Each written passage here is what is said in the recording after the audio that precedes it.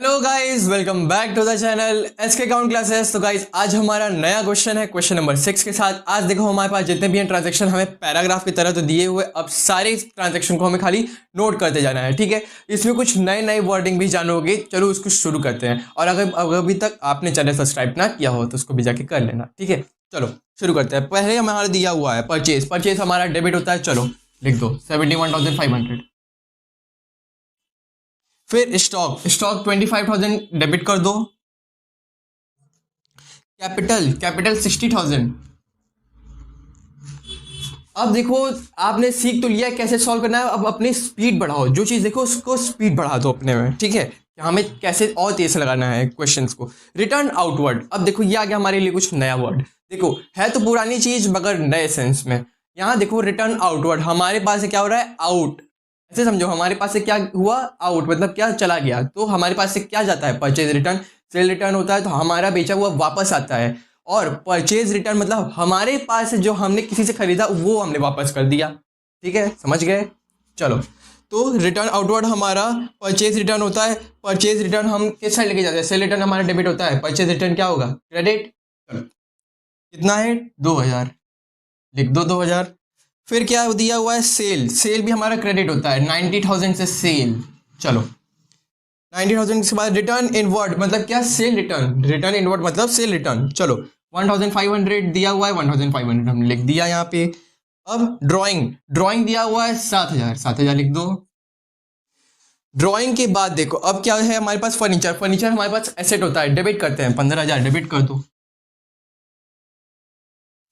चलो उसके बाद क्या है, बीआर और बीपी। बीआर हमारा देखो डेबिट होता है, बीपी हमारा क्रेडिट होता है ना। तो छोटी छोटी बात तो आप समझ गए होगे।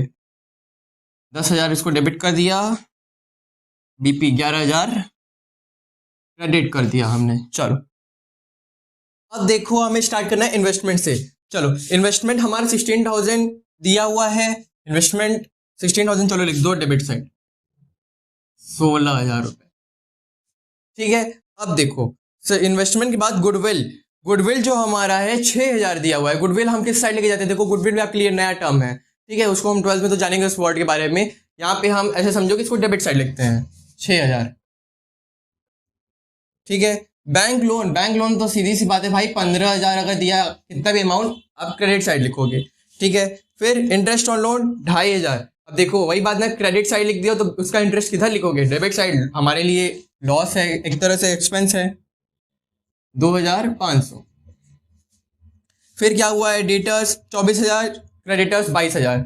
दोनों जानते हो आप, डेटर को डेबिट कर दो, उसको क्रेडिट कर दो, 22,000। अब उसके बाद डिस्काउंट अलाउ कर रहे हो, डेबिट करेंगे 2,500 से। चलो डिस्काउंट अलाउ हो गया। फिर सैलरी 12,000। चलो सैलरी एक्सपेंस है हमारे लिए, लिख दो 12,000 इस साइड। फिर क्या है, रेंट 8,000, ये भी एक्सपेंस है, 8,000 लिख देते हैं। राइटिंग स्पीड बढ़ाने की कोशिश करना, आप सबको मैं कह रहा हूँ, प्रैक्टिस अच्छे से रखना इसकी।